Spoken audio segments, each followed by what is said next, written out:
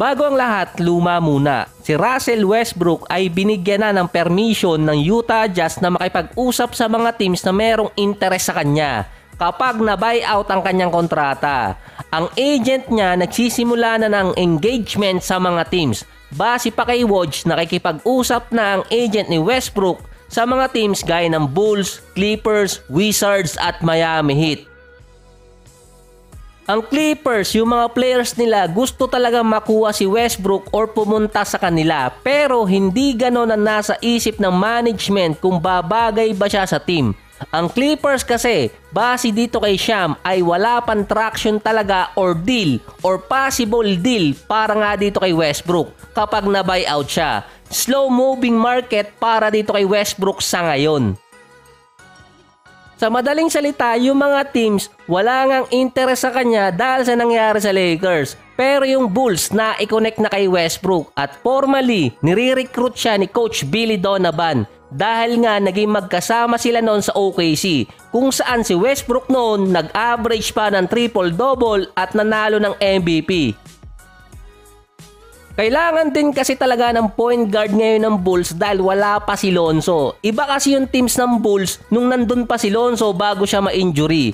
Ang deal na lang dyan kung magkanong kontrata talaga ang maibibigay. Doon kasi magkakatalo talaga. Base naman kay Shaquille O'Neal, mas okay mapunta talaga si Westbrook sa Clippers dahil alam ni Coach Tyronn Lue kung paano makarelate sa ibang players. Si Westbrook yung tipo na hindi makokontrol at hindi mo rin naman gustong kontrolin. Magkakaroon ng mistake si Westbrook kapag nasa team. Pero yung energy at yung mga assist na maibibigay niya sa mga players, malaking bagay yon. Kaso sabi ko nga yung management nag-aalala dito kay Westbrook kung dapat ba siyang kunin. Meron na lamang si Westbrook na until March 1 or March 2 PH time para ma-buyout at makasama sa listahan ng mga players na madadala or makakasama hanggang playoffs. Sabi ko nga, healthy player pa si Westbrook. Meron siyang injury pero mga minor lang yon. Hindi katulad ng ibang players na nai-injured na buwan bago makabalik. Si Westbrook, since 2016, nakakalaro siya ng 80 hanggang 90% ng mga regular season games. Kasama pa doon yung mga back-to-back games.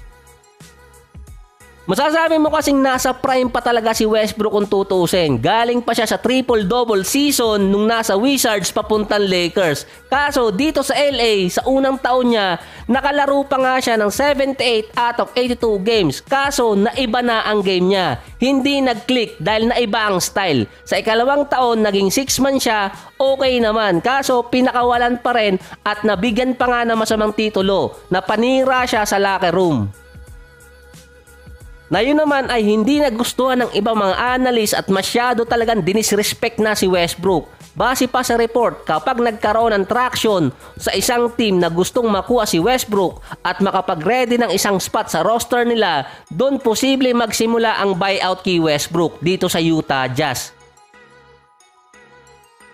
Matagal na rin siyang na-trade sa Jazz at kapag hindi siya na-buyout, dalawa lang naman ang pwedeng mangyari dyan. Una, palaruin siya simula March or paupuin siya katulad ng ginawa ng Rockets kay John Wall. Kaso nga, healthy player pa si Westbrook at masasabi mong nasa prime pa siya kung hindi mo titingnan yung kanyang number sa Lakers at kung maibabalik mo siya sa dating style ni Westbrook.